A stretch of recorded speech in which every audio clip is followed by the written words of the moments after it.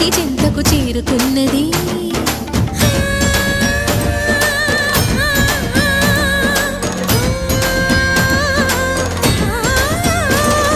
భవుని భువికి తరలించేలా, ధరణి దివిని తలపించేలా